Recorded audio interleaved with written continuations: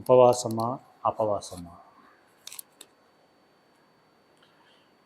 లేదా ఉపవాసములో అపవాసము.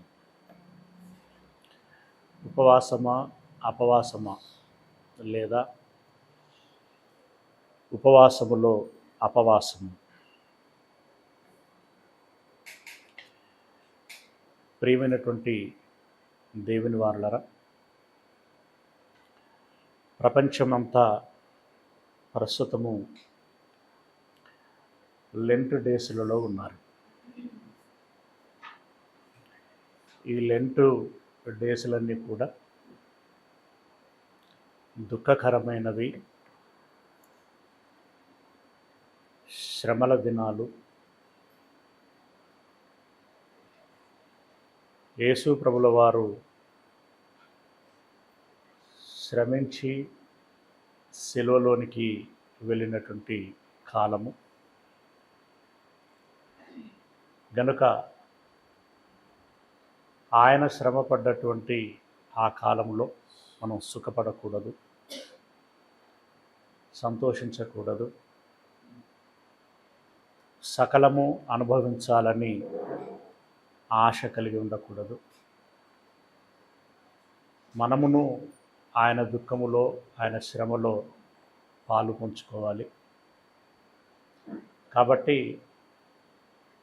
మనము సుఖానికి, సంతోషానికి, ఆనందాలకు, ఆటలకి, పాటలకి, శుభకార్యాలకి దూరంగా ఉండాలి. మనము అన్నపానీయములు మాని ఉపవాసముతో ప్రార్థనాపూర్వకంగా రోజులు గడపాలి అనేటువంటి ఉద్దేశంతో క్రైస్తవ సమాజంలో మిక్కిలి అధికులైనటువంటి వారు ఉంటారు. లెంట్ అనేటువంటి పదము పూర్వ ఆంగ్ల పదం, అది అంటే ఇంగ్లీష్ పదము. అఫ్కోర్స్ ఇంగ్లీష్ అంతా కూడా లాటిన్ భాషలో నుండి వచ్చింది కనుక లాటిన్కి ముడిపడి ఉన్నటువంటి పదం అని కూడా చెప్పుకోవచ్చు. లెంట్ అనగా ఒక మండలి, మండలము అంటాం కదా, ఒక ఏమంటామనంటే తెలుగులో అంటే పూల గుత్తి ఉంటుంది కదా, లేదా ద్రాక్ష గెలల గుత్తి ఉంటుంది కదా, ఏమంటుందని తెలుగులో ఏంటది, ఇంగ్లీష్ లేదన్నారు కదండి, బంచ్. రైట్, ఒక బంచ్ టైం అన్నమాట. ఓకే, దాన్ని మండలము అని అంటాం. అదేవిధంగా వసంతకాలము అనేటువంటి పదము వాడుకలోనికి వచ్చింది. అది ఎందుకు వచ్చింది అంటే యాక్చువల్గా అది మండలం లేదా ఒక బంచ్ ఆఫ్ టైం లేదా ఒక దీర్ఘకాలం. ఇది వసంతకాలము అనేటువంటిది వాడుకలోనికి వచ్చింది. యాక్చువల్గా లెంట్ అంటే వసంతము కాదు, కానీ తదనంతర కాలంలో కొన్ని వాడుకలోనికి వచ్చేసరికి ఇంగ్లీష్ టర్మినల్ ఒరిజినల్ మీనింగ్గా మారిపోతూ ఉంటాయి. ఇవి భాషాంతరము లేదా వాడుకలో ప్రమాణములోనికి వచ్చినటువంటి పదాలు అని చెప్తూ ఉంటారు. వసంతకాలము అనేటువంటిది ఎందుకు వాడుకలోనికి వచ్చింది అంటే, యేసు ప్రభుల వారు సిలువ వేయబడినటువంటి కాలము ఇది అని చెప్పి ఒక గుడ్ ఫ్రైడేని దృష్టిలో పెట్టుకొని చెప్తూ ఉంటారు కదా. ఇది మోస్ట్లీ సమ్మర్ సీజన్లో వస్తూ ఉంటుంది, సమ్మర్కి సమీపంగా లేదా సమ్మర్లో వస్తూ ఉంటుంది. ఈ సమ్మర్ ప్రారంభము అనేటువంటిది కాలములో, ఋతువులలో వసంత ఋతువు లేదా వసంత కాలము అని అంటారు. అంటే యాదృచ్ఛికంగా వీళ్ళు ఏదైతే గుడ్ ఫ్రైడే అని భావించి ఒక క్యాలెండర్ను ఫాలో అవుతూ ఇది యేసు ప్రభుల వారు సిలువ వేయబడినటువంటి కాలం అని చెప్పి ఏ కాలం అయితే ఎంచుకొని దానికి ముందు ఉన్నటువంటి భస్మ బుధవారం నుండి 40 దినములు శ్రమల దినములు అని చెప్పి భావించి ఉంటున్నారో ఇది యాదృచ్ఛికంగా ఈ వసంత ఋతువుకు మ్యాచ్ అయిందనమాట. కాబట్టి దీనిని వసంతకాలము అని వాడుకలోనికి తీసుకొచ్చారు. అంటే లెంట్ అనగా ఒక దీర్ఘకాలము, ఒక బంచ్ ఆఫ్ టైం, అలాగే 40 దినములు, అలాగే వసంత కాలం, ఇన్ని రకాలైనటువంటి అర్థాలు వాడుకలోనికి వచ్చాయి. ఓకే, అయితే ఈ 40 దినములు అనేటువంటిది ఇందాక నేను చెప్పినట్టుగా యేసు ప్రభువుల వారు 40 దినములు ఉపవాసం ఉన్నారు. అఫ్కోర్స్ మోషే గారు 40 దినాలు ఉపవాసం ఉన్నారు, ఏలియా గారు 40 దినములు ఉపవాసం ఉన్నారు. ఇలా 40 చాలామంది భక్తులకి ముడిపడి ఉన్నది. యేసు ప్రభుల వారు కూడా 40 దినములు ఉపవాసం ఉన్నారు. కాబట్టి మనమును ఉపవాసము ఉండి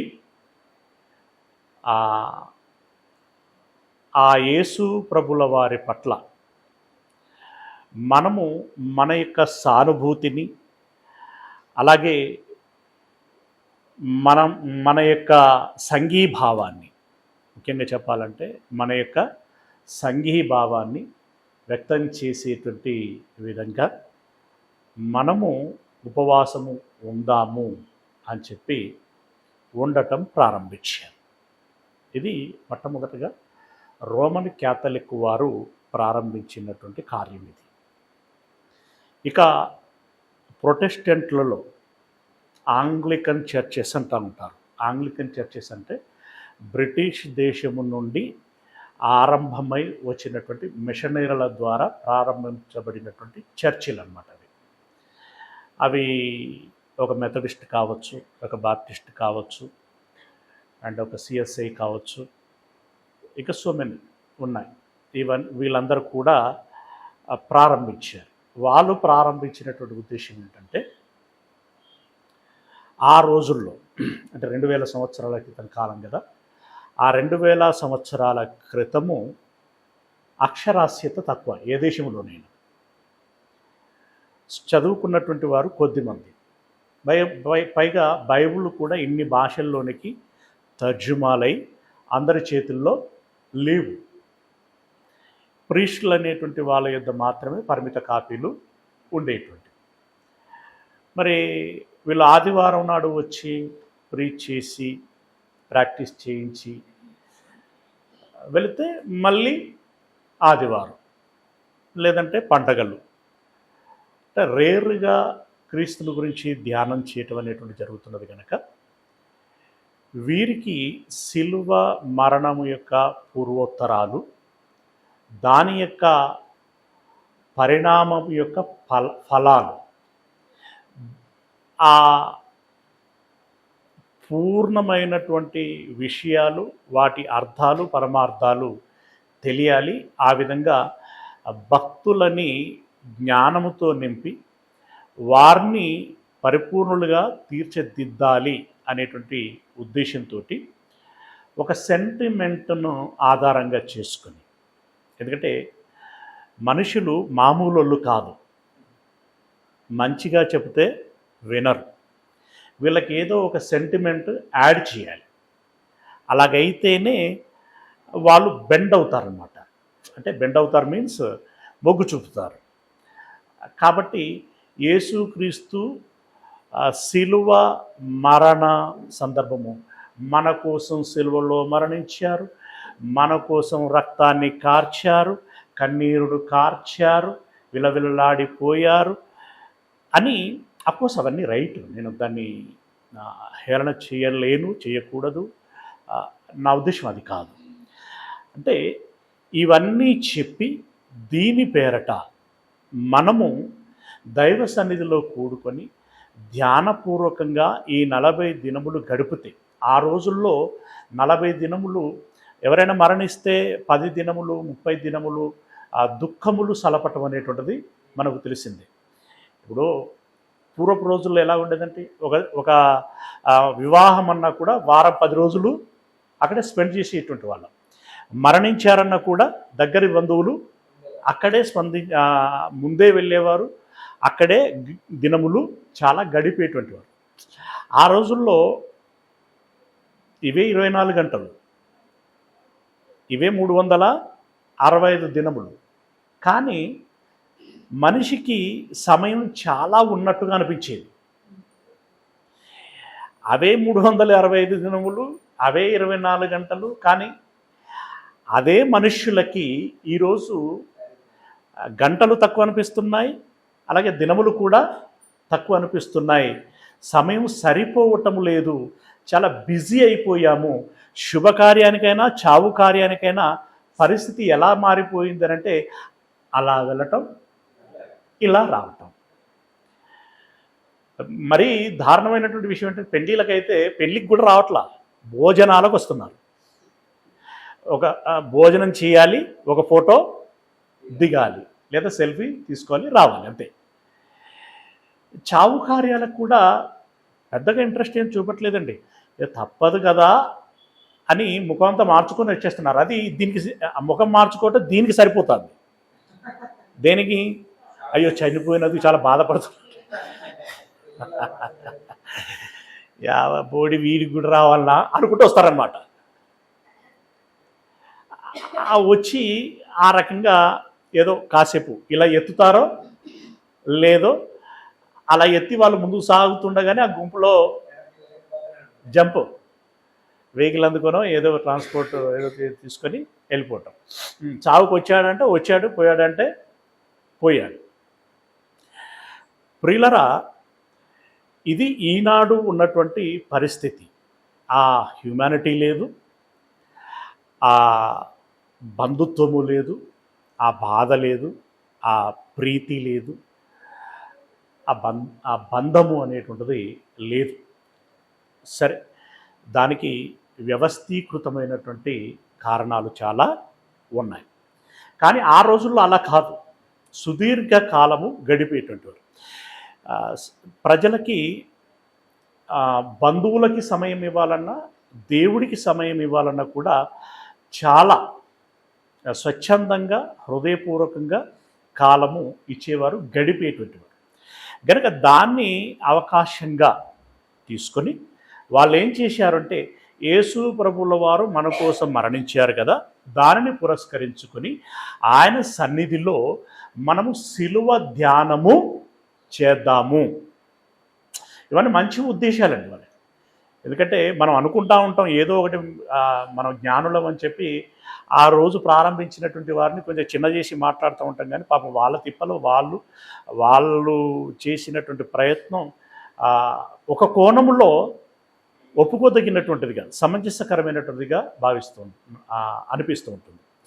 ఎందుకు అనంటే, కనీసం ఈ సందర్భంగానైనా బైబిల్ యొక్క అవగాహనని కలిగిద్దాము, ఈ సందర్భంగానైనా వారిలో భయము భక్తి పెంపొందిద్దాము, ఈ సందర్భంగానైనా వారిని దేవునికి దగ్గరగా చేద్దాము అనేటువంటి ఉద్దేశంతో ఈ 40 రోజులు కూర్చుండబెట్టుకొని ఈ సిలువను గురించినటువంటి, క్రీస్తును గురించినటువంటి సమాచారాన్ని లేదా సువార్తను వారికి బాగా వివరించి చెప్పేటువంటి వారు. ఎందుకంటే ఇక 40 days అక్కడ స్పెండ్ చేస్తారు కాబట్టి, మోస్ట్ ఆఫ్ ద టైం అక్కడ ఉంటుంది కాబట్టి ఆ టైంని చాలా వివరణాత్మకంగా ధ్యానించడానికి అవకాశం ఉండేది.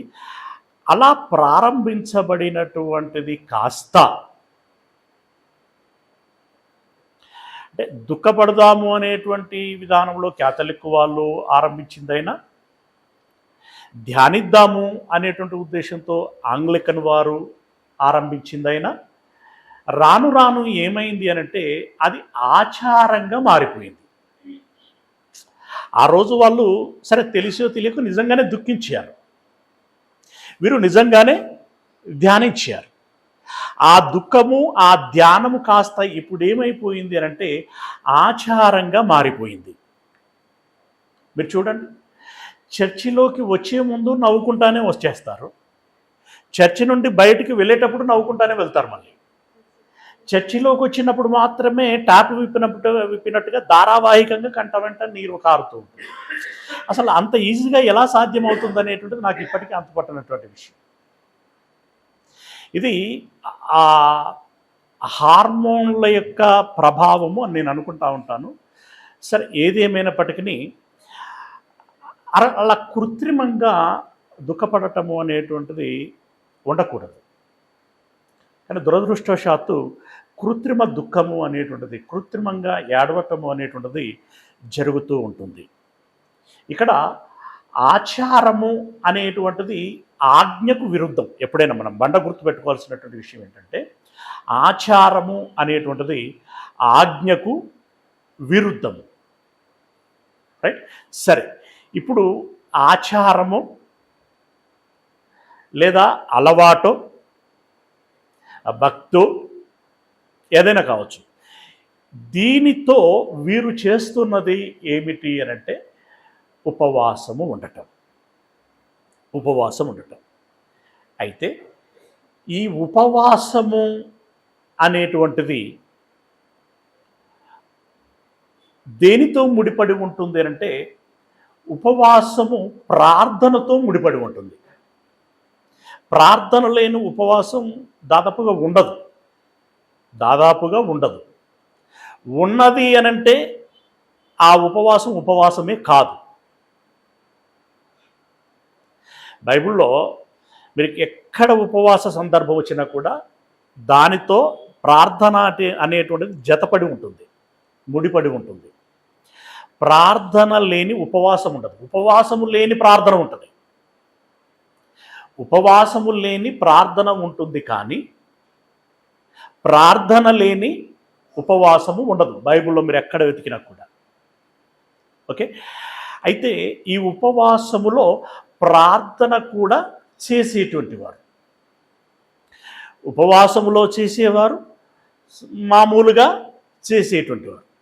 ఒక భక్తుడికి ప్రార్థన చేసి చేసి చేసి చేసి ఏమైందట అనంటే, ఒక మాట అక్కడ ఉంటున్నది.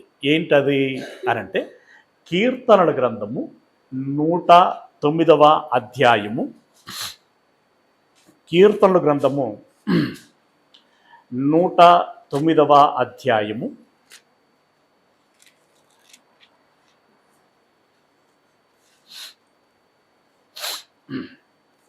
109 24వ వచనం.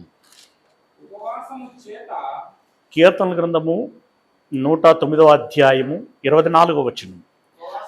ఉపవాసము చేత నా మోకాళ్ళు బలహీనమాయెను.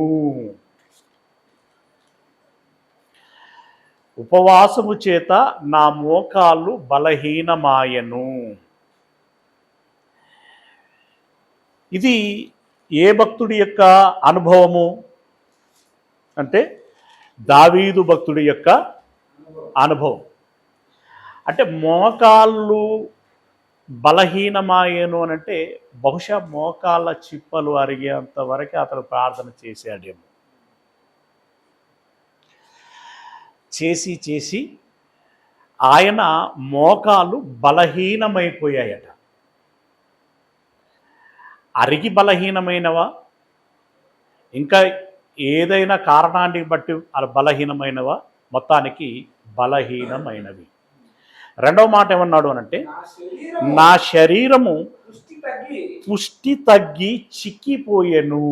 అంటే మోకాళ్ళ మీద ఉండి ప్రార్థన చేయగా నేను బలం కోల్పోయాను, బలహీనుడనయ్యాను, చాలా వీక్ అయిపోయాను నేను అన్నట్టు. ఇక్కడ నేను ఒక మాట మనతో మాట్లాడదలుచుకున్నాను. దావీదు గారు ప్రార్థన చేస్తే, దావీదు గారు బిజియెస్ట్ పర్సనా, నార్మల్ పర్సనా? చాలా బిజియెస్ట్ పర్సన్, అవునా? ఆయన పండు వృద్ధాప్యం దాకా బ్రతికాడు.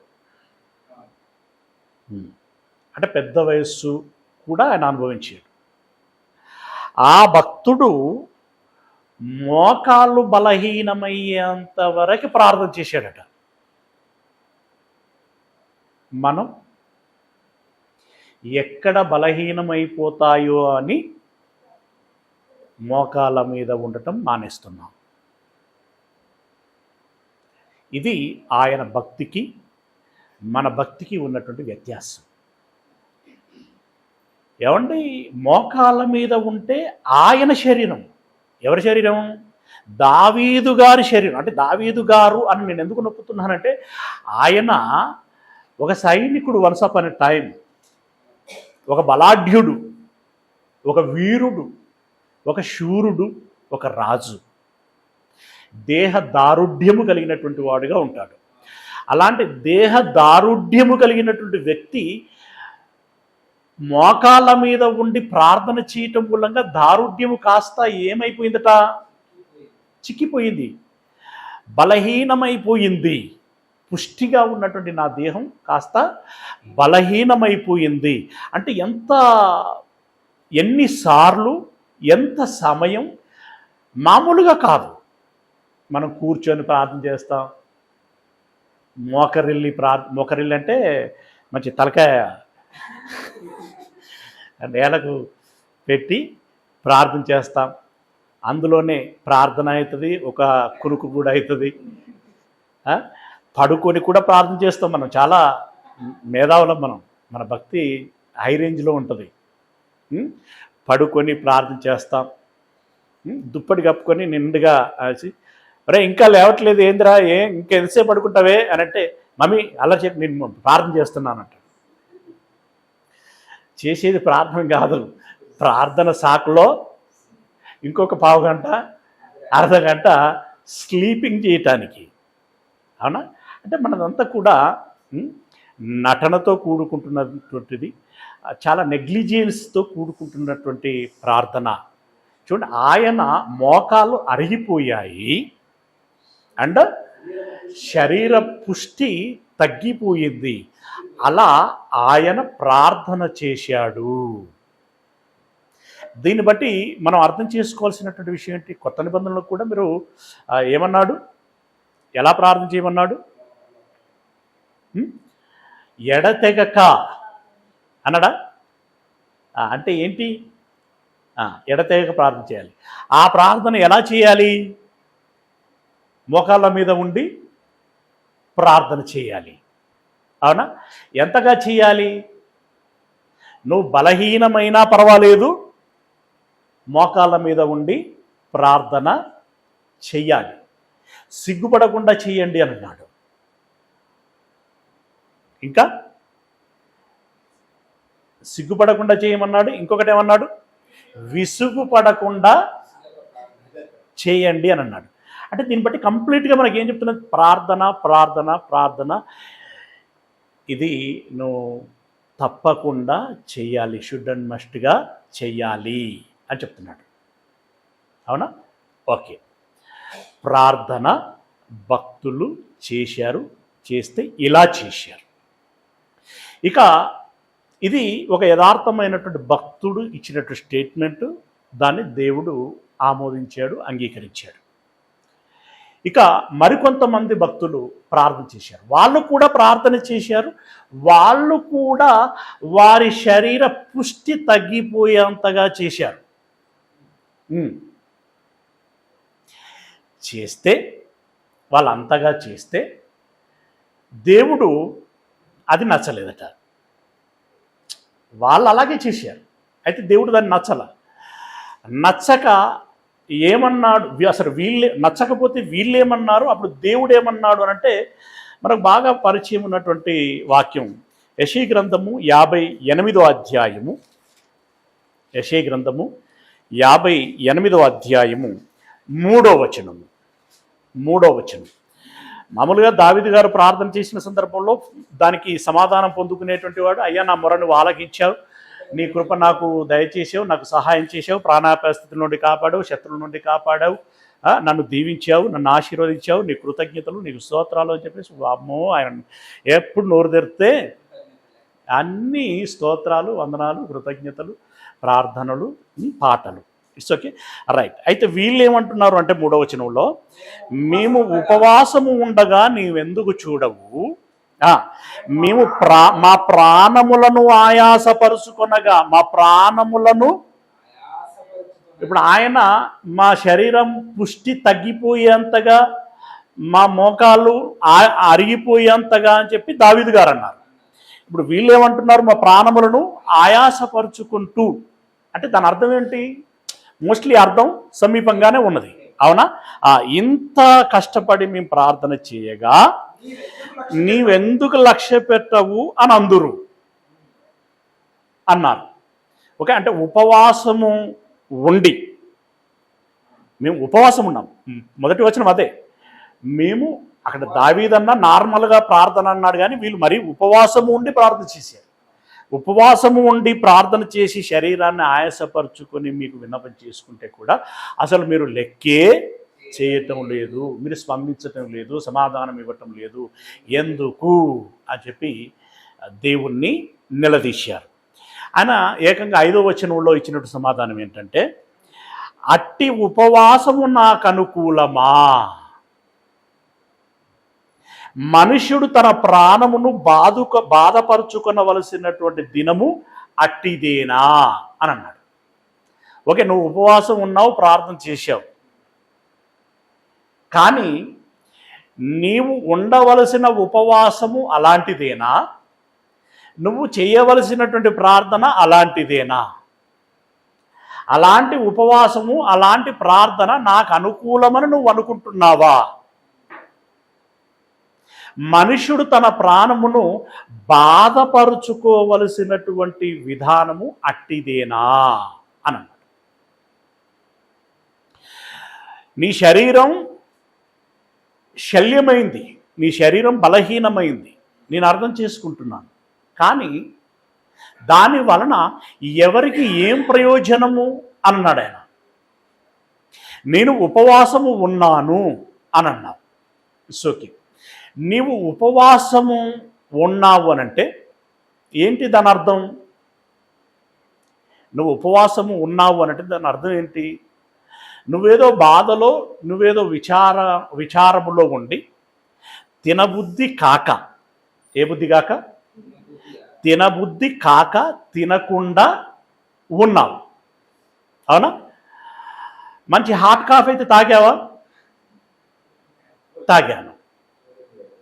అదేంటి ఉపవాసం అంటే ఏంటి దాని అర్థం? ఏం తీసుకోకూడదు కదా. అన్నం మానేసి కాఫీ తాగితే అది ఎలా ఉపవాసం అవుతుంది? రొట్టె మానేసి పండ్లు తింటే అది ఎలా ఉపవాసం అవుతుంది? పాలు తాగితే అది ఎలా ఉపవాసం అవుతుంది?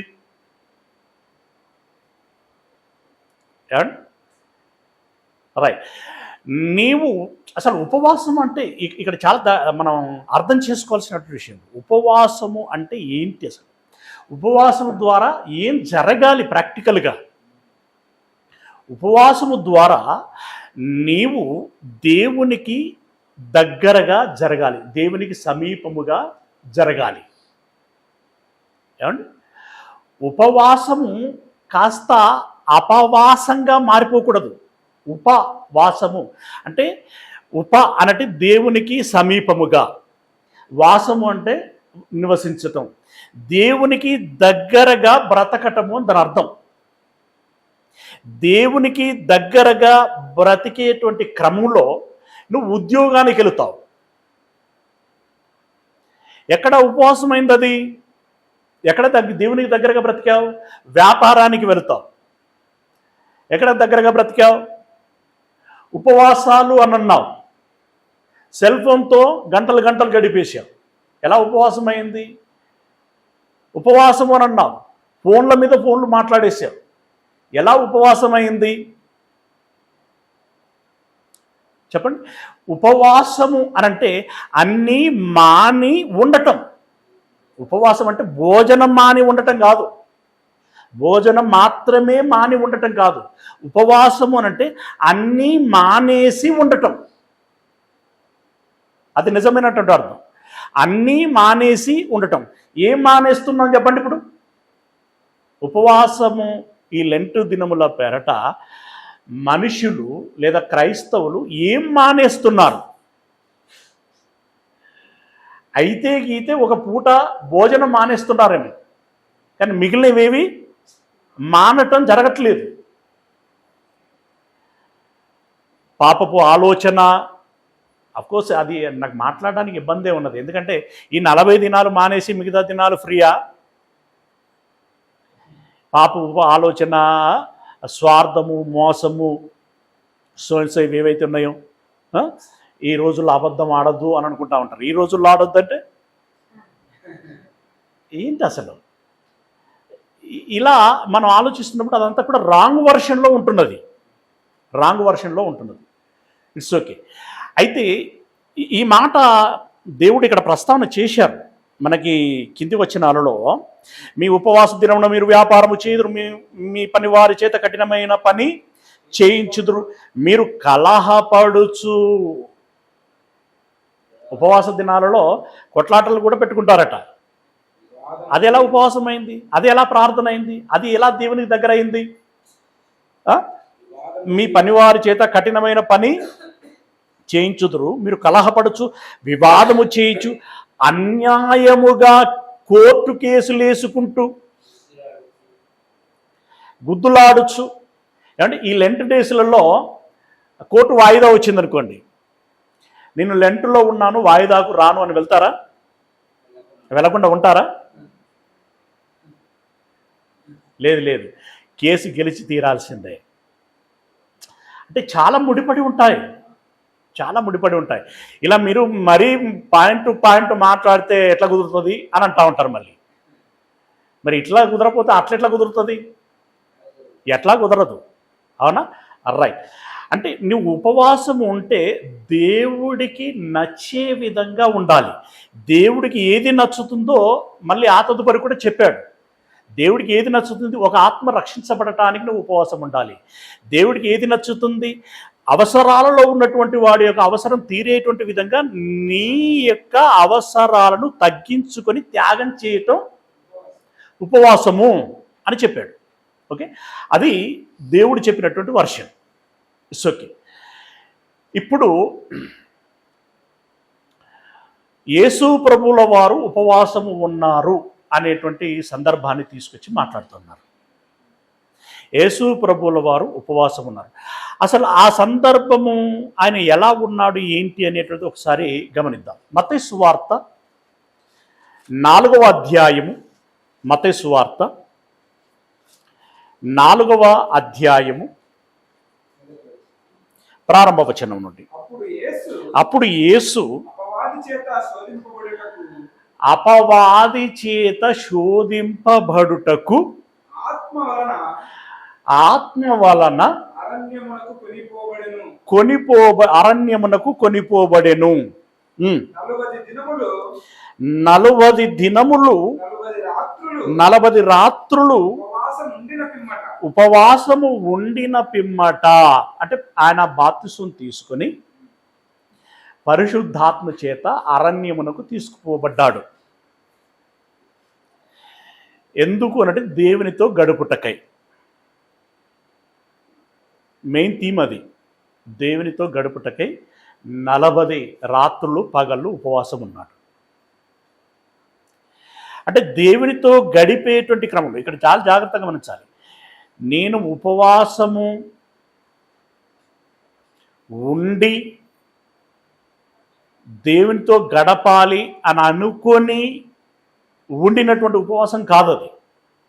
చాలా మనం ప్రాక్టికల్గా అర్థం చేసుకునేటువంటి ప్రయత్నం చేస్తే, దేవునితో ఉండాలి అనేటువంటి కాంక్ష, గడపాలి, దేవునితో మాట్లాడాలి అనేటువంటి ఆ మానసిక దృక్పథము ఏదైతే ఉందో ఆ ఉద్దేశంలో భాగంగా దేవునితో గడుపుతున్నటువంటి క్రమములో ఆయన అన్నపానీయములను మరిచి గడిపినటువంటి కాలం అది. నేను ఉపవాసము ఉండుటకు అరణ్యమునకు వెలుచున్నాను అనేటువంటి విధానంలో ఉండదు అది. దేవునితో గడుపుటకై అరణ్యమునకు వెళ్ళాడు పరిశుద్ధాత్మ చేత. ఆ క్రమములో అతడు ఉపవాసము ఉన్నాడు. అది ఆటోమేటిక్ ఉపవాసం అయింది. అది ఇప్పుడు నేను ఒక పని బిజీలో పడ్డాను, ఆ పరిస్థితుల్లో నేను అన్నం గురించి మరిచాను. అసలు అన్నం అక్కడ వాంటెడ్ కాదు, అసలు అన్నం గురించి ఆలోచించే పరిస్థితే లేదు. ఇప్పుడు మన వారు హాస్పిటల్లో యాక్సిడెంట్ అయ్యి హాస్పిటల్లో ఉన్నారు. విషయం తెలియగానే మనం పరుగున వెళ్ళాం. ఆ పూట మీల్స్ ఎగిరిపోయింది మీన్స్ అసలు దాని గురించి ఆలోచించే ఆ ధ్యాస లేదు, ఆ పరిస్థితి లేదు, ఎగిరిపోయింది.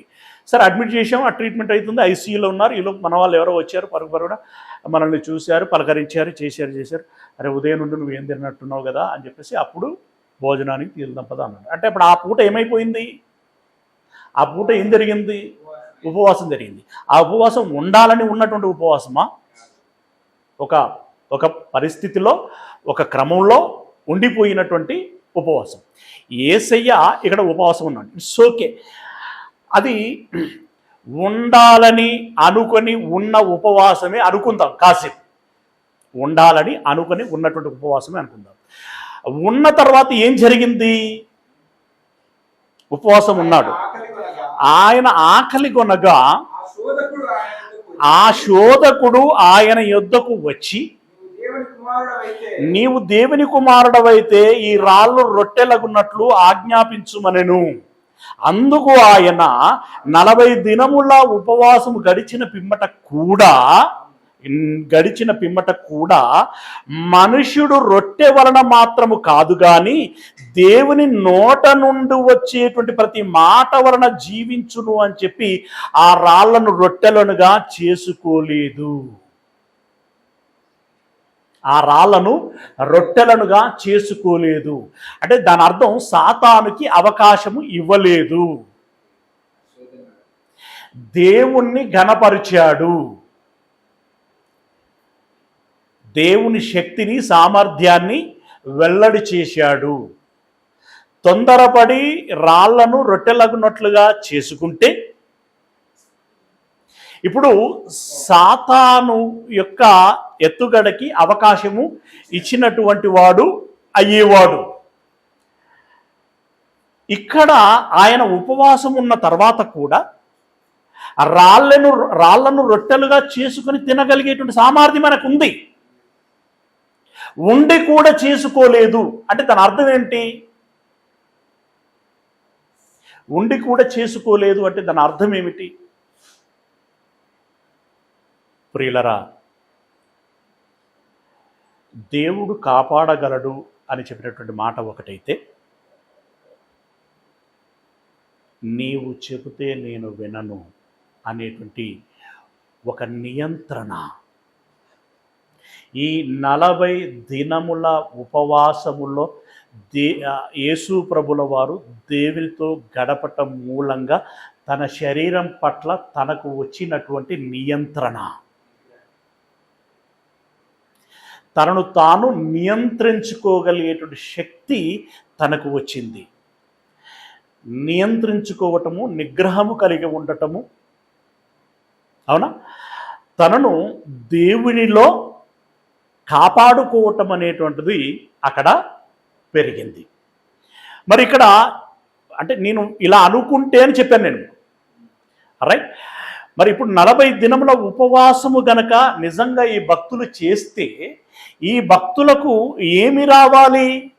స్వయం నియంత్రిత శక్తి రావాలి, అవునా, నిగ్రహ శక్తి రావాలి. కానీ వస్తున్నదా? మన వాళ్ళంతా కూడా 40 దినముల మాల భక్తులుగా కనబడతారు. కులము మాల కాదు అక్కడ, యేసుమాల.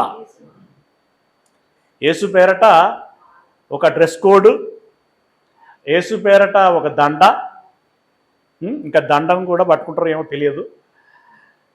ఆ 40 దినములు నిగ్రహము అన్ని మానేసి ఏవేవో యాడ్ చేస్తూ ఉంటారండి. స్త్రీల జోలికి వెళ్ళకూడదు, ఆ రోజుల్లో చెప్పులు వేసుకోకూడదు, మందు తాగకూడదు, ఇలా మాంసం తినకూడదు, శుభకార్యాలు చేసుకోకూడదు, వెళ్ళకూడదు, పువ్వులు పెట్టుకోకూడదు, జుట్టు కత్తిరించుకోకూడదు కావచ్చు, అంటే గడ్డం షేవింగ్ సో అండ్ సో. ఇలా ఆ 40 దినములు వాళ్ళ దృష్టిలో ఒక భక్తి అనుకుందాం, వాస్తవానికి అది మూఢభక్తి. ఈ 40 దినములు వాళ్ళు భక్తి, ఈ 40 దినములు నిగ్రహంగా ఉండాలి, నిష్ఠతో ఉండాలి అని అన్నారు అనంటే 41వ దినము నుండి ఉండకున్నా పర్వాలేదు అన్నట్టే కదా. ఇప్పుడు మీకు అర్థమవుతుందా? అక్కడే వాళ్ళు చెప్పకనే చెప్పేస్తున్నారు. 40 దినములు మనం నిష్ఠగా ఉండాలి అని అన్నారు అంటే 41వ దినము నుండి, అంటే ఈ 40 దినముల నిష్ఠ పేరట వాళ్ళు ఎన్ని దినములకు లైసెన్స్ తెచ్చుకుంటున్నారు? ఆయన వాళ్ళు తెచ్చుకున్నా అంటే ఇచ్చేటోళ్ళు ఎవరు లేరులే, కానీ ప్రయత్నం. దేవుని స్థానంలో మనుషుడు ఎవడైనా లైసెన్స్ తీసుకొని ఉన్నాడు అనుకో అక్కడ, అంటే ఈయనకు అప్లై చేస్తే మనకు లైసెన్స్ గ్రాంటెడ్ చేస్తాడన్నట్టుగా ఒక పొజిషన్లో ఒక వ్యక్తి ఉన్నారనుకో, అక్కడ యేసయ్య పరిశుద్ధాత్ముడు కాకుండా ఇంకెవరైనా ఈ లోకంలో ఓ పోపులు ఉన్నారనుకో, ఫాదర్లు ఉన్నారనుకో, లైసెన్స్ ఏమవుతుంది? గ్రాంటెడ్ అవుతుంది. 40 రోజులు బాగానే ఉన్నావు కదా, పర్వాలేదు ఇక పోని అని చెప్పి మన వాళ్ళందరూ లైసెన్సులు ఇచ్చేవాళ్ళేమి. అంటే వీళ్ళు చెప్పకనే చెప్తున్నారు, మేము 41వ దినం నుండి మేము మంచోళ్ళం కాదు అంటా ఉంటారు కదా, నా జోలికి రాకు అసలే నేను. అంటే దాని అర్థం ఏంటి? వాళ్ళే చెప్పుకుంటున్నారు మేము మంచోళ్ళం కాదని. అలాంటి వారుగా ఉండకూడదు. ఓకేనా? రైట్. ఇది యేసు ప్రభువుల వారు 40 దినాలు ఉపవాసం ఉన్నారు కనుక మేము ఉంటున్నాము అని చెప్పేసి అని అన్నారు. కానీ యాక్చువల్గా ఆయన ఉపవాసం ఉన్నది ఎప్పుడు? బాప్తిసం తీసుకున్నప్పుడు. వీళ్ళు ఉపవాసం ఉంటున్నది ఎప్పుడు? సిలువ వేయబడ్డాడన్న సందర్భాన్ని పురస్కరించుకొని.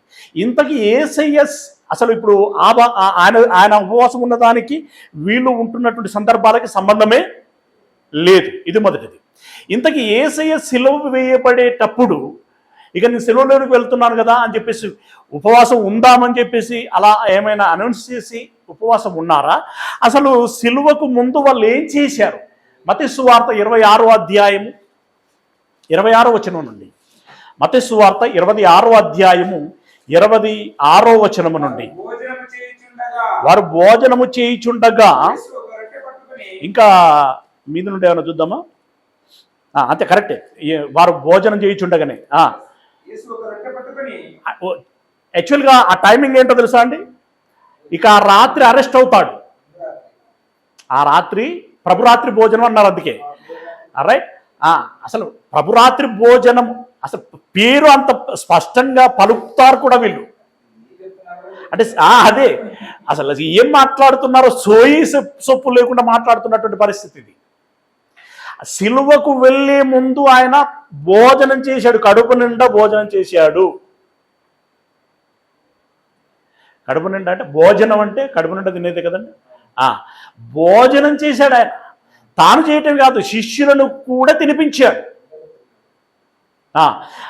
ఆ రాత్రి భోజనము చేయుచుండగా యేసు ఒక రొట్టెను పట్టుకొని ఆశీర్వదించి విరిచి శిష్యులకిచ్చి, మీరు తీసుకుని తినుడి, ఇది నా శరీరం అని చెప్పాను. మరియు ఆయన గిన్నె పట్టుకొని కృతజ్ఞతాస్తుతులు చెల్లించి వారికి ఇచ్చి, దీనిలోనిది మీరందరూ త్రాగుడి. 29వ వచనం, నా తండ్రి రాజ్యంలో మీతో కూడా నేను ద్రాక్షరసం కొత్తదిగా త్రాగు దినం వరకు ఈకను దాన్ని త్రాగనని మీతో చెప్పుచున్నాను. అంతటా వారు కీర్తన పాడి ఒలీవల కొండకు వెళ్ళి. రొట్టె అంటే అన్నం తినలే కదా అనకండి, అన్నం మనం తింటాం, వారికి రొట్టె భోజనం. ఓకే. అంటే వారు భోజనం చేశారు, ద్రాక్షారసము త్రాగారు, భోంచేసి ద్రాక్షారసం తాగారు. అంటే సిలువకు ముందు వారు ఉపవాసము ఉండలేదు. మరి సిలువ ఘట్టము అని చెప్పి దాన్ని పురస్కరించుకొని మనము ఉపవాసము ఉందాము అని చెప్పి ఎందుకు దీన్ని ముందు పెట్టుకోవలసి వచ్చింది? అదంతే, మనుష్యుల పుర్రెకు ఒకటి తోస్తుంది. అదెవరో ఒకరు ప్రపోజల్ చేస్తారు, మరొకరు బలపరుస్తారు, ఇంకొకరు అమలుపరుస్తారు. తర్వాత ఉన్న వాళ్ళందరూ గొర్రెలన్నీ ముందు గొర్రె ఒకటి పోయిందంటే వెనక ముందు ఏం ఆలోచించారు, రైలు బండి వస్తుందన్నా. నిజంగా జరిగినవి. ఎంత దారుణం ఇది. అంటే గొర్రె పాపం బైబిల్లో యేసయ్య చెప్పిన గొర్రె ఉద్దేశం ఏంటంటే అంత సాధువుగా ఉండాలి అని చెప్తే నిజంగా మేము గొర్రెలమని చెప్పి ఆ బుద్ధిలో అంటే ఆ వివేకములో కూడా ఆ తెలివి ఆ జ్ఞానము అనేటువంటి దాంట్లో కూడా మేము గొర్రెలమే అని చెప్పి రైలు పట్టాల కిందికి గొర్రె వెళ్ళినట్టుగా నరకములోనికి వీళ్ళు వెల్లులాగున చేస్తున్నారు. అసలు ఆయన ఉపవాసము ఉండలేదు శిలువ మరణ సందర్భంగా. రెండవది ఏంటో తెలుసా, ఆయన శిలువలో ఉన్నప్పుడు ఇంకా ఆ పొజిషన్లో ఉన్నప్పుడు అందరూ అయ్యో అయ్యో అయ్యో అని ఏడుస్తున్నారు. ఏడుస్తే ఆయన స్పష్టంగా చెప్పాడు. ఆయన మాట మీద గౌరవం ఉంటే వీళ్ళు వెంటనే ఏడవద్దురా అని చెప్తాడు. మళ్ళీ ఎడతాను అయ్యా అని చెప్పి వాళ్ళు నోరు మూసుకోవాలి. అవునా? బుద్ధున్న వాళ్ళు ఎవరైనా చేయాల్సినటువంటి పని అది. అదే కదా చెప్పింది లూకా సువార్త 26 23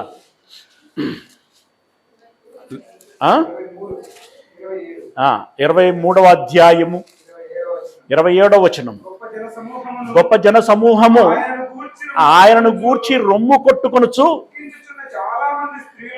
మామూలుగా ఏడవట్లేదు. అంటే ఇప్పుడు నేను ఇందాక చెప్పినట్టు ఇప్పుడైనా తెచ్చిపెట్టుకున్న దుఃఖం ఉంటుందేమో, కానీ అప్పుడు న్యాచురల్గా ఉంటుంది దుఃఖం. అప్పుడు యథార్థమైనటువంటి దుఃఖం అది. ఆ దుఃఖంలో వారు రొమ్ము కొట్టుకొనుచు దుఃఖించుచున్నటువంటి చాలా మంది స్త్రీలను ఆయనను వెంబడించిరి. యేసు వారి వైపు తిరిగి, యెరూషలేము కుమార్తెలారా, నేను స్పష్టంగా చెబుతున్నాను, నా నిమిత్తం మీరు ఏడవకండి. నువ్వు అట్లాగే అంటావయ్యా, నీకేం తెలియదు, నీకు అనుభవం లేదు, నీకు ఇంకా 33 ఏండ్లే, మేము జుట్టు నెరిచిన వాళ్ళం, నీకేం తెలుసు, ఊక మేము ఏడుస్తూనే ఉంటాం ఇట్లా అన్నట్టుగా. అంటే పాపం వాళ్ళు అనలేదు, కానీ ఇక వాళ్ళ తర్వాత ఉన్నటువంటి వాళ్ళు ఈ తరపు వాళ్ళు అంటున్నట్లుగా మనకు అనిపిస్తూ ఉంటుంది. ఎందుకు అనంటే వాళ్ళు ఏడవటాన్ని బట్టి. ఏడవకండి అని ఆయన స్పష్టంగా చెప్పాడు. యెరూషలేము కుమార్తెలారా, నా నిమిత్తము ఏడవకుడి, మీ నిమిత్తమును మీ పిల్లల నిమిత్తమును ఏడువుడి అని స్పష్టంగా చెప్పినటువంటి మాట ఏంటంటే, నా నిమిత్తము మీరు ఏడవలసినటువంటి అవసరము లేదు. ఎందుకంటే దేహములో ఉన్నంతకాలం నేను దేవునికి దూరంగా ఉంటున్నాను. దేహమును విడిచిపెట్టి దేవుని యొద్దకు వెళ్ళబోచున్నామని ధైర్యంగా ఉంటున్నాం మనం ఇప్పుడు. గనుక నేను దేహమును విడిచిపెడితే మరణిస్తే దేవుని యొద్దకు వెళ్తాను. ఇది నాకు సంతోషకరమైనటువంటి వార్త.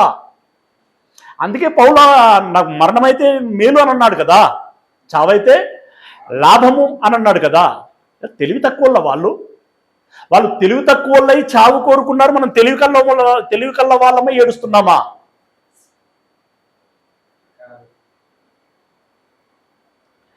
చాలామంది ఇది ఈ స్పృహ లేకుండా బ్రతుకుతూ ఉంటారు, ఆచారాలని కొనసాగిస్తూ ఉంటారు. ఏడవకండి అని ఆయన స్పష్టంగా చెప్పాడు. ఇప్పుడు ఆయన మాట అంటే మనకు గౌరవం ఉంటే, ఆయన మాటే మనకు శిరోధార్యం అయితే, ఆయన మాటే మనకు వేదవాక్ అయితే, ఆయన మాట ప్రకారంగా మనం జీవించే వారమైతే మనం ఏం చేయాలి? ఏడవకూడదు. శిలువ మరణ సందర్భంగా దుఃఖ పడకూడదు. ఉపవాసము అవసరము లేనటువంటి విషయము. ఓకేనా? ఇది స్పష్టంగా మనకు తెలియజేయబడుతున్నటువంటి విషయాలు. అయితే ఉపవాస సందర్భములో ఇక్కడ నేను మొదటి నుండి చేసుకుంటూ వస్తున్నటువంటి బోధ ఇప్పుడు కూడా స్పష్టంగా చెప్తున్నటువంటి మాట ఏంటంటే, దేవుడు ఎక్కడ నేరుగా ఒక ఆజ్ఞ రూపంలో మీరు ఉపవాసం ఉండండి అని చెప్పలేదు. It is very clear. కానీ ఉపవాసము ఉంటుంటే వద్దని కూడా చెప్పలేదు. ఎవరైనా ఉపవాసము ఉంటుంటే స్వచ్ఛందంగా వారికి వారుగా ఉపవాసము ఉంటూ ఉంటే వద్దని కూడా చెప్పలేదు. వద్దని చెప్పకపోగా ఇది ఏది సరి అయినటువంటి ఉపవాసమో, ఏది సక్రమమో ఏది అక్రమమో కూడా చెప్పాడు. అంటే ఎలా ఉంటే తప్పు, ఎలా ఉంటే పర్వాలేదు అనేటువంటిది చెప్పాడు. నేను ఉపవాసం గురించి గతంలో గోల్డెన్ డేస్లలో చెప్పాను. చాలా సుదీర్ఘమైనటువంటి మెసేజ్ అది. ఓకే, చాలా వివరణాత్మకంగా మాట్లాడాను. పాయింట్ టు పాయింట్ సెక్షన్ల వారీగా మాట్లాడడం జరిగింది. ఎవరైనా కావాలంటే మేబీ మరి అది యూట్యూబ్లో ఉన్నదో లేదో నాకు తెలియదు, జ్ఞాపకం లేదు. దాన్ని ఒకసారి సెర్చ్ చేసి ప్రయత్నం చేయండి. చాలా డీప్గా ఉంటుంది, అవసరం కూడా. ఓకే, అయితే ఉపవాసము ఉన్నారు భక్తులు, ఉపవాసం ఉండి సాధించారు కూడా. సాధించారంటే దేని నిమిత్తమైతే వారు ఉపవాసం ఉన్నారో దాన్ని సాధించారు కూడా. అంటే దేవుణ్ణి శాంతపరిచారు, దేవుణ్ణి శాంతపరిచారు, దేవుణ్ణి మనస్సును తమ వైపు మలుచుకున్నారు, జాలిపడేటట్లుగా చేసుకున్నారు, కావలసిన వరాన్ని పొందుకున్నారు. అంతవరకు హెల్తీ, ఇట్స్ ఓకే. దాన్ని మనం ఆమోదించవచ్చు, ఏకీభవించవచ్చు.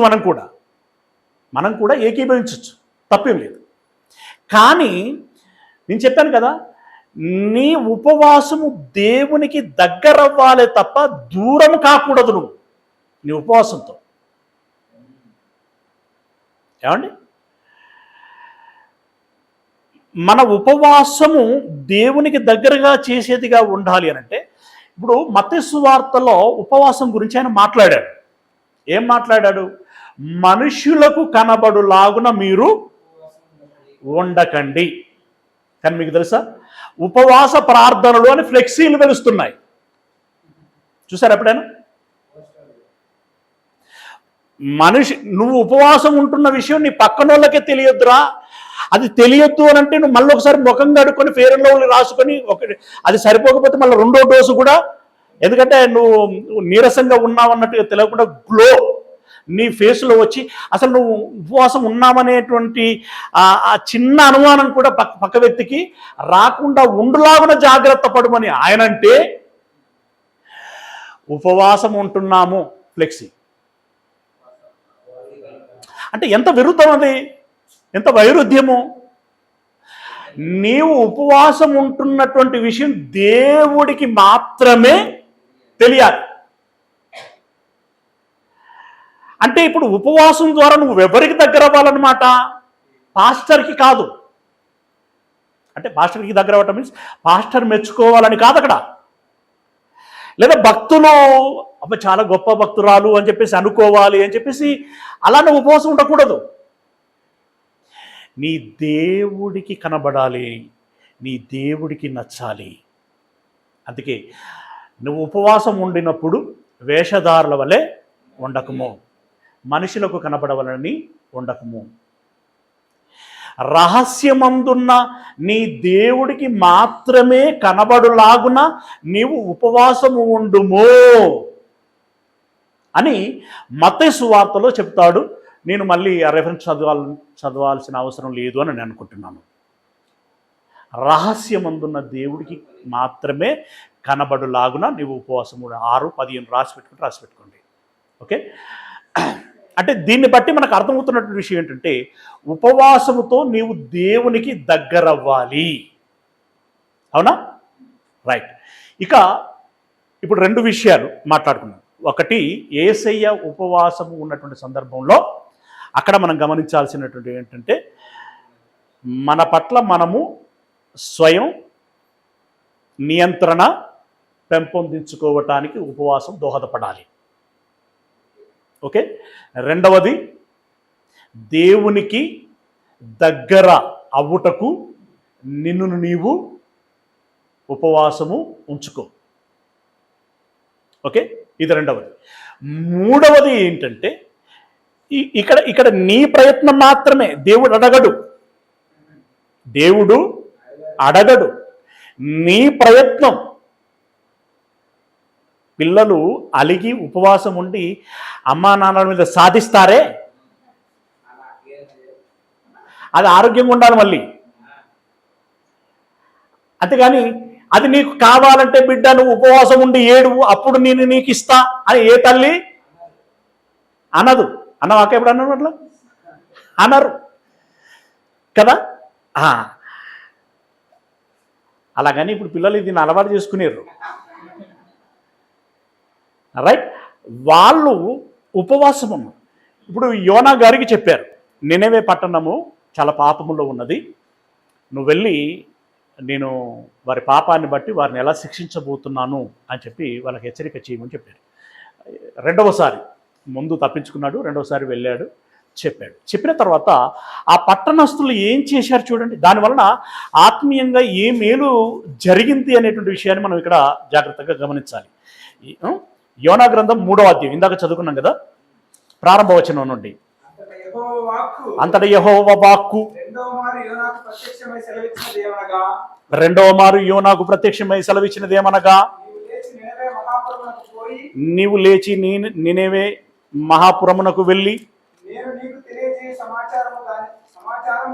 నేను నీకు తెలియజేసేటువంటి సమాచారము దానికి ప్రకటన చేయము. కాబట్టి యోనా లేచి యెహోవా సెలవిచ్చిన ఆజ్ఞ ప్రకారం నీనేవే పట్టణమునకు పోయెను.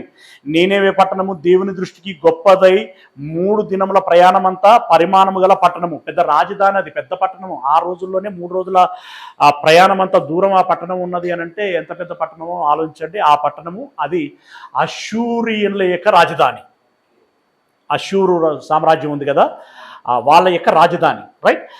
యోనా ఆ పట్టణంలో 1 దిన ప్రయాణం అంతా దూరం సంచరించి, అంటే యాక్చువల్గా మొత్తం ఆ పట్టణం తిరగాలంటే 3 రోజులు పడుతుంది. బట్ ఈయన 1 రోజు తిరిగి ఏమని ప్రకటన చేశాడు అనంటే, ఇక 40 దినములకు నీనెవే పట్టణము నాశనమగునని ప్రకటన చేయగా, ఇక 40 రోజుల్లో ఇక 40 డేస్ మీకు టైం ఇవ్వటం జరుగుతున్నది. ఈ 40 డేస్ తదుపరి పట్టణం అంతా కొలాప్స్ కాబోచున్నది అని అన్నాడు. నాశనము కాబోచున్నది. యెహోవా తన ఆగ్రహాన్ని వ్యక్తం చేస్తున్నాడు, నా ద్వారా ప్రకటన చేయమన్నాడు, నేను ప్రకటన చేస్తున్నాను అని అన్నాడు.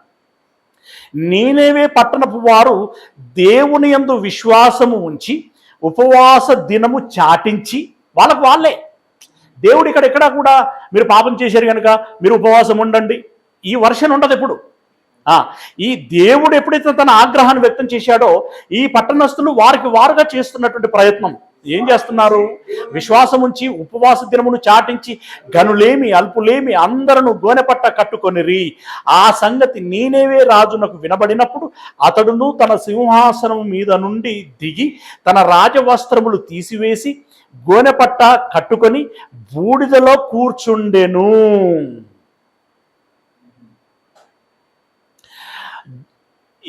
ఈ ప్రకటన రాజుగారికి కూడా వినబడింది. రాజుగారు కూడా భయపడి ఏం చేశాడు? రాజవస్త్రములని తీసేశాడు. ఇంత ఆపద వస్తుంటే ఇక నేను రాజునేంటి అనేటువంటి ఆ ఆలోచనని మనసులో నుండి తీసేసి దేవుని ముందు తగ్గించుకుంటున్నాడు. అవునా? తగ్గించుకొని ఇప్పుడు రాజు రాజ్యంలో ఉన్నటువంటి వాళ్ళందరూ కూడా గోనెపట్ట కట్టుకొని బూడిదలో కూర్చుండేను. నయం ఇప్పుడు ఇంకా మనోళ్ళు ఇక్కడ బూడిద దాకా పోలా. బుధవారం నాడు చేస్తారు సుమా, బుధవారం నాడు బూడిద దగ్గర పోతారు, భస్మ బుధవారం నాడు.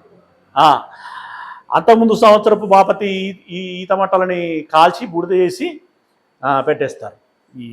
ఈ సిలువేందో, ఆయన ధరించుకోమన్న సిలువేందో, అంత మూఢనమ్మకం అండి, అంత మూఢ విశ్వాసం, అజ్ఞానం, తెలివి తక్కువతనం. ఓకే, బూడిదలో కూర్చొని మరియు రాజైన తానును ఆయన మంత్రులను ఆజ్ఞేయగా, ఒకవేళ మనము ఇలా ఉపవాసం ఉండి ఈ రకంగా ప్రార్థన చేసినట్టయితే ఒకవేళ దేవుడు మనసు త్రిప్పుకొని పాశ్చాత్తాప్తుడై, ఇక్కడ పాశ్చాత్తాప్తుడు అనేటువంటి పదం బైబిల్లో దేవుడు పాశ్చాత్తాపడటం అనేటువంటిదే ఉండదు. దేవుడు పాశ్చాత్తాపడితే అసలు దేవుడే కాదు ఆయన. ట్రాన్స్లేషన్ మిస్టేక్, ఎంత ఇగ్నోర్గా ట్రాన్స్లేట్ చేశారనేటువంటి దానికి ఇలాంటి సందర్భాలు చాలా కనపడతా ఉంటాయి బైబిల్లో. దయచేసి మీకు ఇదివరకు చెప్పాను నేను, ఎంతమంది జ్ఞాపకం ఉన్నది లేదు. పాశ్చాత్తాపపడటం కాదది, మనసు మార్చుకొని లేదా అభిప్రాయము మార్చుకొని అని దాని అర్థం. ఉద్దేశము మార్చుకొని అంటే వారిని చంపాలి అనేటువంటి ఉద్దేశం మార్చుకొని, రైట్.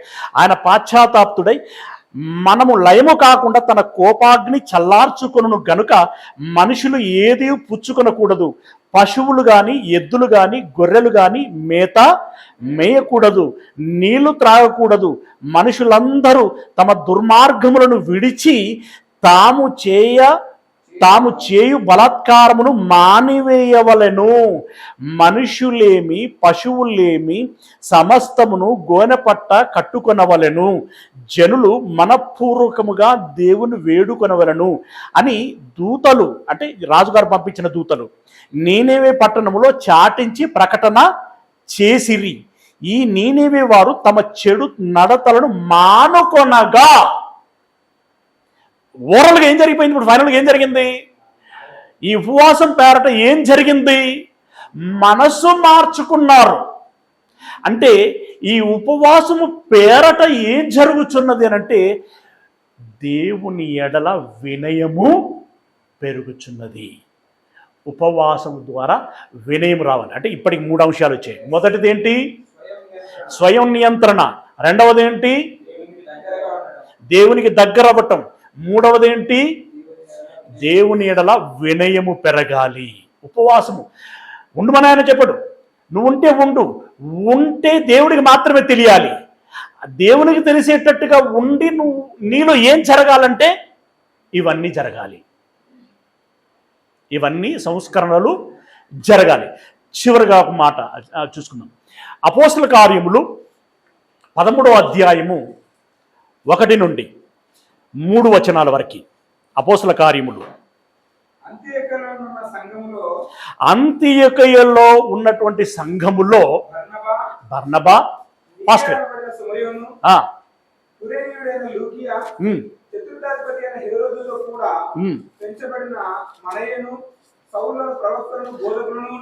బోధకులను ఉండిరి. వారు ప్రభువును సేవించుచు ఉపవాసము చేయుచుండగా, గోల్డెన్ డేస్లోనే కాదు, ఈ గోల్డెన్ డేస్లలో కూడా ఉపవాసం చేశారు. మామూలుగా ఓల్డ్ ఈజ్ గోల్డ్ అంటాం కదా. నేనేమంటానంటే యేసు ప్రభుల వారి దినములు గోల్డెన్ డేస్. ఈ జ్ఞానకాలము యాక్చువల్గా గోల్డెన్ డేస్. దాన్ని సరిగ్గా ఉపయోగించుకోక దాన్ని ఏం డేస్ చేశాం? ఇలా లెంట్ డేస్లు చేశాం. రైట్. ఏం చేశాడు? ఏమంటున్నాడు? వారు ప్రభువును సేవించుచు ఉపవాసము చేయుచుండగా పరిశుద్ధాత్మ నేను బర్నబాను పౌలును పిలిచిన పని కొరకు వారిని నాకు ప్రత్యేక పరుచుడని వారితో చెప్పాను. అంటే వీరు ఉపవాసం ఉండి ప్రార్థన చేయగా, ఈ సంఘమంతా ఉపవాసము ఉండి ప్రార్థన చేయగా పరిశుద్ధాత్ముడు మార్గనిర్దేశకత్వం చేస్తున్నాడు. ఏం చేస్తున్నాడు? ఎవరు ఏం పని చేయాలో, ఏం చేస్తే బాగుంటుందో పరిశుద్ధాత్ముడు మార్గనిర్దేశకత్వం చేస్తున్నాడు. అంటే మనము ఉపవాసం ఉంటే మనకేం జరగాలి? మార్గనిర్దేశకత్వం జరగాలి. అంటే ఏం చేయాలి, ఏం చేయకూడదు, ఇప్పుడు ఏంటి అనేటువంటి వివేకం మనలో రావాలి. ఇది ఉపవాసం ద్వారా రావలసినటువంటిది, మార్గనిర్దేశకత్వము. ఇంకొకటి, నెహమ్యా గారి కాలంలో యూదులు యెరూషలేం పట్టణాన్ని కట్టేటువంటి పనిలో ఉన్నారు. కానీ అక్కడ అభ్యంతరాలు కలిగాయి, అల్లర్లు జరిగాయి. ఇశ్రాయేలీలని, యూదులని హింసించారు, కట్టిన గోడలను పడగొట్టారు, నిలబెట్టిన ద్వారములను కాల్చేశారు. ఆ వార్త అక్కడి నుండి ఒక వ్యక్తి తీసుకొచ్చి నెహమ్యాకి చెప్పాడు. ఆ వార్త వినగానే నెహమ్యా బాధ అంత ఇంత కాదండి, తన సొంత ఇల్లు కూలిపోయినంత బాధపడతాడు ఆయన. ఆ బాధలో భాగంగా ఆయన ఉపవాసం ఉన్నాడు. అప్పుడు జరిగినటువంటి కార్యము ఏంటి అనేటువంటి ఒక సంగతిని గమనిద్దాం. నెహమ్యా గ్రంథము ఒకటో అధ్యాయము 1వ వచనం నుండి. నెహమ్యా గ్రంథము 1వ అధ్యాయము 1వ వచనములో నుండి. హకల్యా కుమారుడైన నెహమ్యా యొక్క చర్యలు 20వ సంవత్సరములో కిస్లేపు మాసమున నేను షూషను కోటలో ఉండగా నా సహోదరులలో హనాని అను ఒకడును యూదులలో కొందరును వచ్చిరి. చెరపట్టబడిన శేషములో తప్పించుకున్న యూదులను గూర్చి యెరూషలేమును గూర్చి నేను వారిని అడుగగా వారు చెరపట్టబడిన వారిలో శేషించిన వారు ఆ దేశములో బహుగా శ్రమ నిందను పొందుచున్నారు. మరియు యెరూషలేము యొక్క ప్రాకారము పడద్రోయబడి ఉన్నది. కరెక్టేనా? పడద్రోయబడినది. దాని గుమ్మములను అగ్ని చేత కాల్చబడినని నాతో చెప్పిరి. ఈ మాటలు వినినప్పుడు నేను కూర్చుండి ఏడ్చి కొన్ని దినములు దుఃఖముతో ఉపవాసము ఉండి ఆకాశమందలి దేవుని ఎదుట విజ్ఞాపనము చేసి తిని ఆ బాధకు తాళలేక తిండి కూడా మానేసి దేవునికి ప్రార్థన చేస్తున్నాడు. ఆయన తిండి మానేశాడు, కానీ రాజుగారికి తిండి అందించడం మాత్రం మానేయలేదు. ఆయన ఉద్యోగమే అది. మీకు అర్థమవుతుందో? అయితే అలా ఉపవాసం ఉండి విజ్ఞాపన చేయటం మూలంగా దేవుడు తన విజ్ఞాపనను విన్నాడు. విన్న తర్వాత రాజుగారి మనస్సు కరిగేటట్లుగా చేశాడు. ఆ రాజు పేరు అర్తహషస్త. ఒక దినమున అతనికి పాత్ర అందించడానికి వెళితే ఇద్దరు భార్యాభర్తలు కూర్చున్నారు. నెహమ్యా, ఏంటి దిగాలుగా ఉన్నావు? ఏం లేదయ్యా, తెలుస్తున్నది కానీ చెప్పు, ఏం జరిగిందో చెప్పు అని అన్నాడు. అప్పుడు విషయం అంతా చెప్పాడు. ఎందుకు నేను బాధతో ఉన్నాను. అప్పుడు ఆయన భార్య కలిగి చేసుకున్నది. అలాగైతే ఇప్పుడు నీకు ఏం కావాలి అని అన్నది ఆమె. మేము నీకు ఏ సహాయం చేస్తే నీ సమస్యకి పరిష్కారం దొరుకుతుందో అడుగు అని అన్నారు వాళ్ళు. అప్పుడు ఆయన చెప్పాడు. వాళ్ళు గ్రాంటెడ్ చేశారు అని వెళ్ళారు. దిగ్విజయంగా మళ్ళీ పట్టణాన్ని పని జరిగింది అక్కడ. ఈయన ఉపవాసం ఉంటే అక్కడ పని జరిగింది. మీరు గుర్తుంచుకోవాలి. ఉపవాసము మూలంగా ఏ ప్రయోజనము లేదు అని నేను అనను. అలాగని ఉపవాసము ఉండుమని దేవుడు చెప్పలేదు. ఉపవాసం ఉండాలి, అది వేషధారణతో కూడా ఉండకూడదు, అది ఆర్టిఫిషియల్గా ఉండకూడదు, ఇంకా మనుషులకు కనబడవలనని చేయకూడదు. రైట్? మొత్తానికి ఇక్కడ ఉపవాసము ఉన్నాడు. ఉపవాసం ఉండటం మూలంగా పట్టణము తిరిగి మరలా కట్టబడింది. ఇప్పుడు ఇక్కడ మనకి ఏమర్థమవుతుంది? ఈయన ఎందుకు ఉపవాసం ఉన్నాడు? యూదులు చంపబడుచున్నారు, పట్టణము కట్టబడటం లేదు. దానికి సంఘీభావంగా నెహమ్యా ఉపవాసము ఉన్నాడు. ఇప్పుడు ఎన్ని విషయాలైనాయి? మేబీ 5 విషయాలైనాయి. ఉపవాసం మూలంగా ఏమేమి జరగాలి ఇప్పుడు చెప్పండి. ఉపవాసం మూలంగా ఏమేమి జరగాలి? స్వయం నియంత్రణ, దేవునికి దగ్గరవుట, దేవుని ఎడల వినయము పెంచుకొనుట, మార్గ నిర్దేశకత్వం మనకు జరగాలి. తర్వాత సంఘీభావము వ్యక్తం చేయగలగాలి. అంటే ఇతరులు బాధలో ఉన్నప్పుడు ఆ బాధని మనం పంచుకోగలగాలి. ఆ ఉపవాసం ద్వారా ఆ బాధని మనము పంచుకోగలగాలి. ఇవన్నీ కూడా క్రమశిక్షణ కిందికి వస్తాయి. అంటే ఉపవాసము ఉంటే మనల్ని మనము క్రమశిక్షణలో పెట్టుకోగలగాలి. పెట్టుకోగలిగినప్పుడే ఆ ఉపవాసానికి అర్థం, పరమార్థం. మనల్ని మనం క్రమశిక్షణలో పెట్టుకోవాలి. మనల్ని మనము జాగ్రత్త పరుచుకోవటానికి ఈ ఉపవాసము దోహదపడుతుంది. అంతేగాని ఉపవాసాన్ని ఆచారము చేయకూడదు.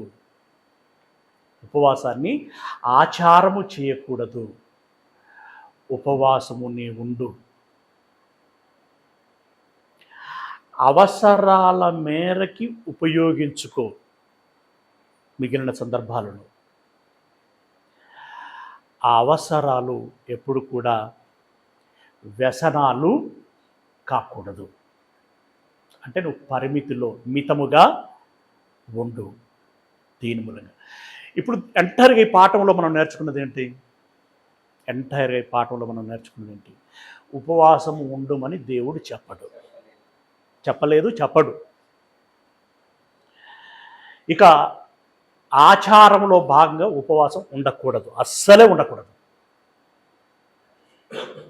తర్వాత జనాలకు కనబడాలని అంతకంటే ఉండకూడదు. దేవునికి కనబడాలని ఉపవాసం ఉండదు.